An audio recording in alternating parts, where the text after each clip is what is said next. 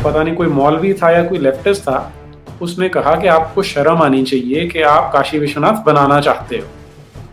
तुमने पूछा क्या कारण है भाई उसका, तो कहता कि उसकी कहानी है कि वहां पर तो महिलाओं का बलात्कार होता था, जो इतिहास है उसका गवाह है। तो जो ये सबसे बुरे लोग तो महंत होते हैं, जो पंडित हैं, जो ब्राह्मण है, वो सबसे नीच होते हैं, वो हमेशा ही चलता है।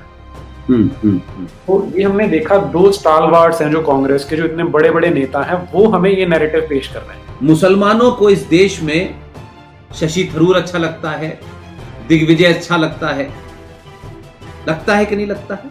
बिल्कुल। इस देश में शिंदे जी उन्हें अच्छे लगते हैं।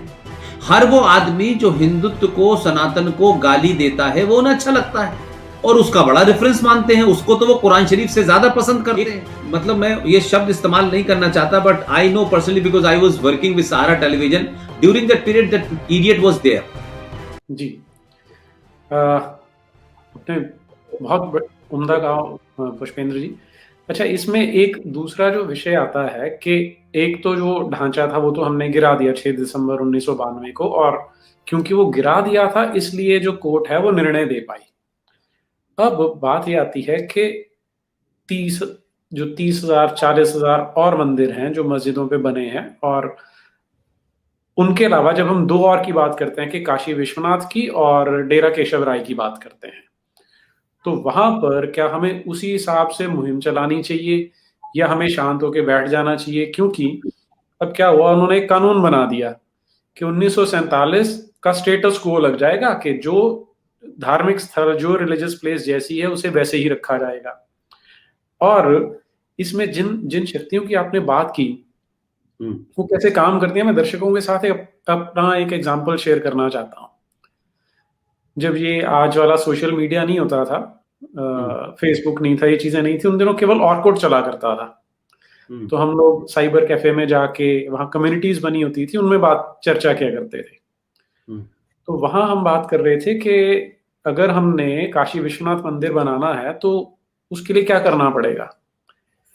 तो वहां डिबेट में वो पता नहीं कोई मौलवी था या कोई लेफ्टिस्ट था, उसने कहा कि आपको शर्म आनी चाहिए कि आप काशी विश्वनाथ बनाना चाहते हो।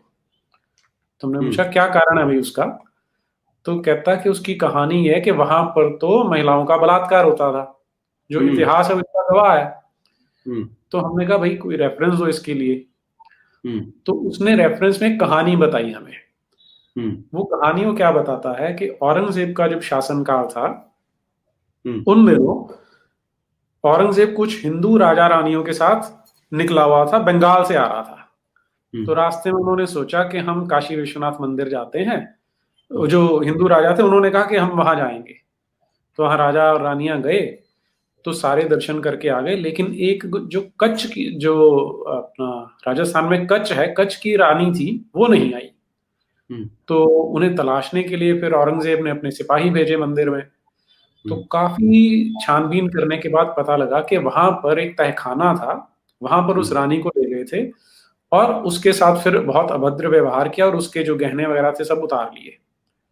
तो तब उस रानी के कहने पर वो जो मंदिर था वो तोड़ा गया था, क्योंकि औरंगजेब ने कहा कि ये जो मंदिर है अब ये तो अपवित्र हो गया, तो इसे तोड़ दिया जाए। और फिर रानी ने कहा कि इस पर मस्जिद बना दो। ये कहानी उसने बताई तो मैं थोड़ा अचंभे में पड़ गया। फिर मैंने इसके जो उसने रेफरेंस दिया वो मैं आपके साथ शेयर करता हूँ जरा। ये एक आदमी थे, मैं एक मिनट शेयर करता हूँ इसे। जी,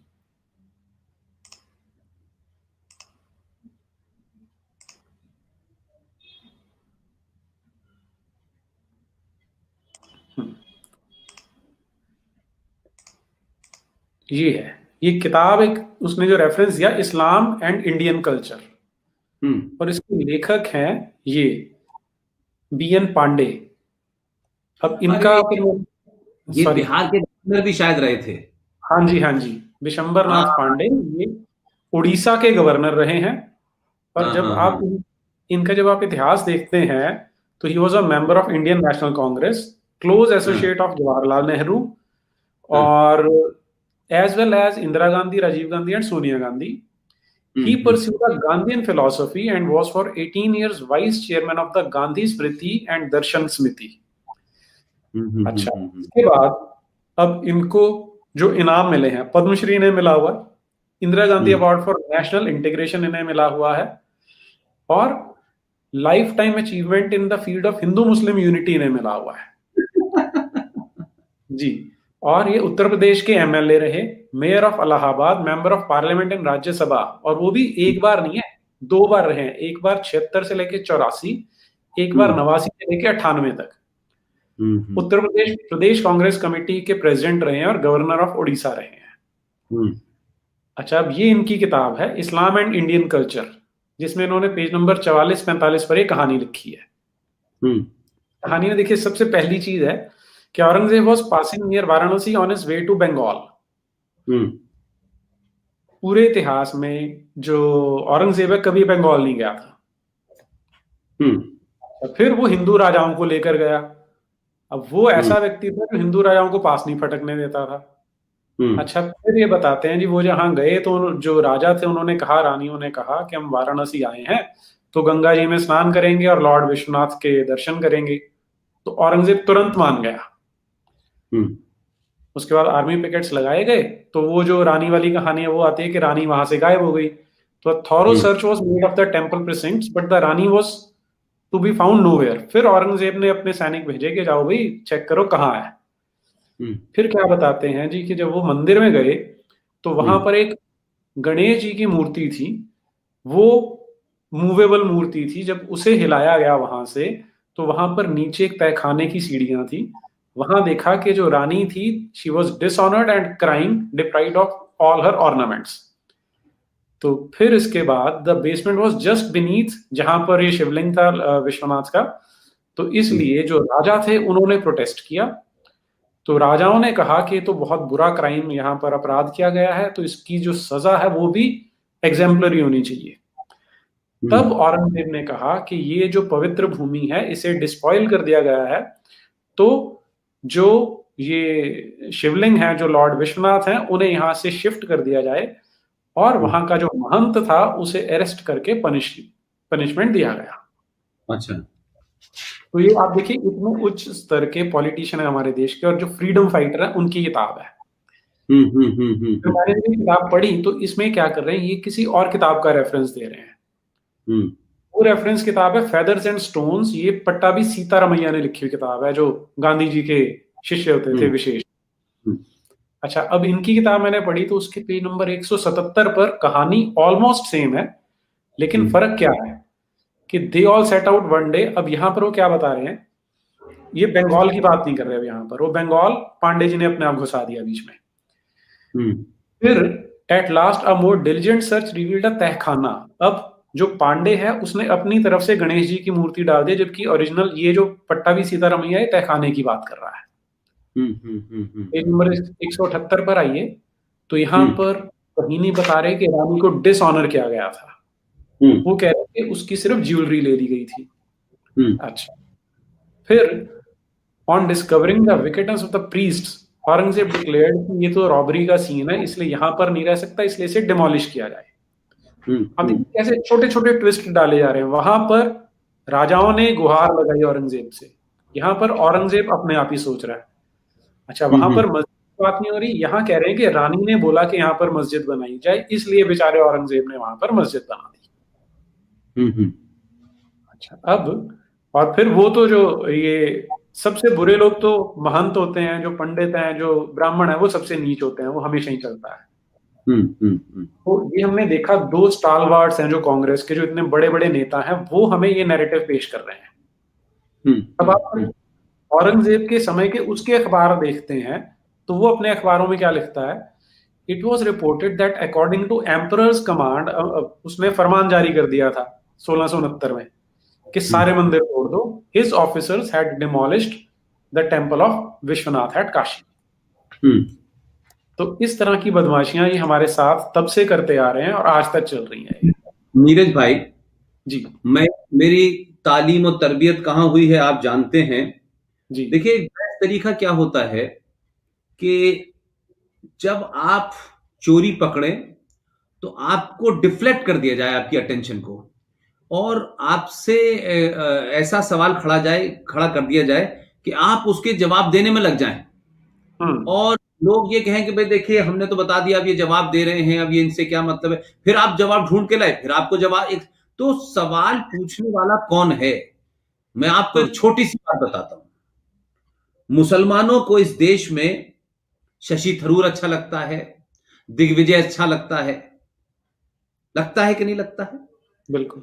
इस देश में शिंदे जी उन्हें अच्छे लगते हैं। हर वो आदमी जो हिंदुत्व को, सनातन को गाली देता है, वो उन्हें अच्छा लगता है और उसका बड़ा रेफरेंस मानते हैं, उसको तो वो कुरान शरीफ से ज्यादा पसंद करते हैं। बट सवाल सबसे बड़ा ये है कि इन पाखंडियों से ये पूछो कि ये मेरे और आपके दौर की बात है कि भारत के अंदर 26/11 हुआ। 26/11 के अंदर एक, मतलब मैं ये शब्द इस्तेमाल नहीं करना चाहता, but I know personally because I was working with Sahara television during that period, that idiot was there. वो वहां सहारा कैंटीन में कोई वेटर हुआ करता था कौन? और उस वेटर को मैं आपको बताता हूँ, जी, वेटर जी। हुआ करता था और उस वेटर का कुछ झगड़ा वगड़ा हुआ, वो मुसलमान था। और आप जानते हैं सहारा, तो मेरा टेलीविजन में एंट्री सहारा में हुई पहली, उससे पहले मैं टेलीविजन में नहीं था, तो to understand what television is, तो मैं उसमें चला गया। तो मैं ये देखता था कि जब वो चैनल लॉन्च नहीं हो रहा था तो काफी सारे लोग बैठे रहते थे। तो हमने एक आदमी को देखा कि यकायक एक आदमी जो है, बड़े लंबे से कद का आदमी है, और कुछ दिन के बाद में वो उर्दू जो उनका अखबार निकलता था उसमें पत्रकार हो गया, और फिर वहां एक उर्दू का पूरा वो निकलने लगा, वो एडिटर हो गया अखबार का। हमने कहा यार ये तो कमाल का मतलब जर्नलिज्म है भाई। और कुछ दिन के बाद हमने ये देखा कि जब 26/11 हुआ तो उस आदमी का नाम था अजीज बरनी, और उसने एक किताब लिख दी, 26/11 की साजिश।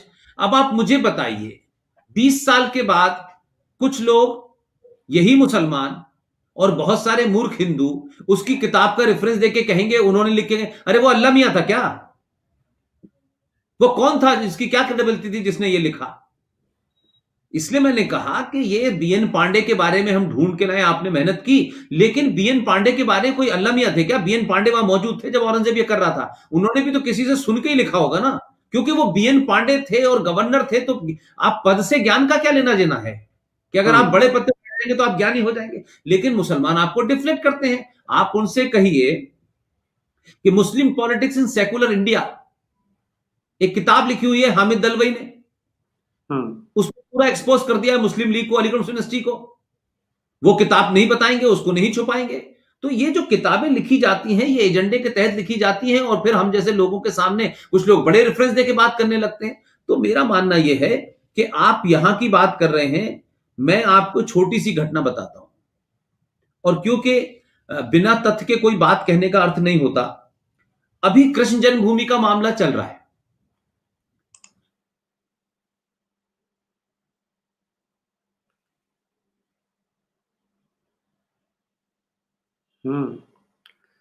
पुष्पेंद्र जी से मुझे लगता है संपर्क कट गया हमारा।